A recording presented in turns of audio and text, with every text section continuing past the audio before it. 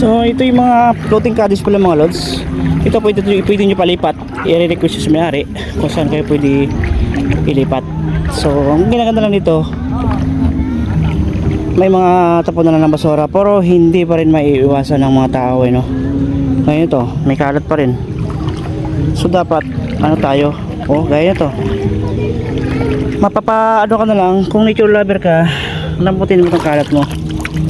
Hindi yung ikakalat natin kung saan no. So okay, tayo nature lovers tayo, dapat hindi natin ito ikinakalat ang mga nakakadismaya na lang. May basurahan na nga pero yung mga tao hindi na inaano kasi wala kung hindi natin to alagaan ng area na to mga lodi, wala na, ano na lang natin bandang sa huli kung hindi natin ano yung mga kalat. So makikita mo malinis yung area pero may ibang personalidad ng mga tao na hindi marunong magano sa kalikasan. Sayang yung lugar na to. Kung bababuhin natin, hindi tayo marunong maglinis sa ating paligid, yung kalat natin itatapon lang natin dapat sa tapunan. Ngayon nakita nyo kanina na yung buti ng alak dito lang nilagay sa ilalim, di ba? Napaka irresponsibleng mga tao na pupunta dito, dinadala pa nila yung kalat nila kung saan sila galing, no? Napakahirap. Sayang.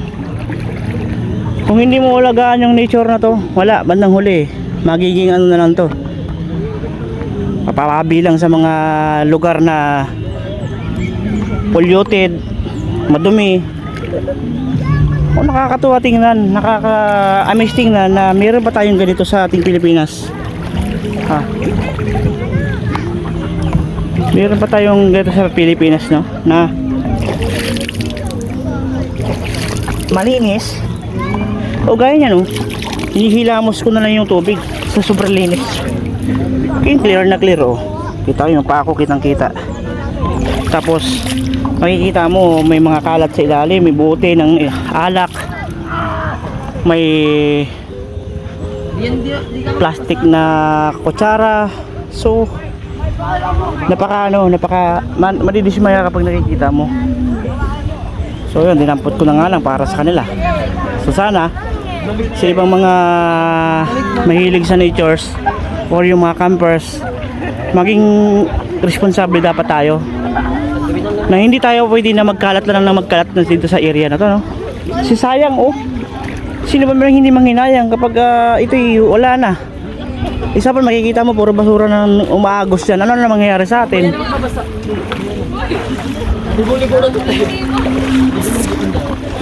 Hi po, good morning.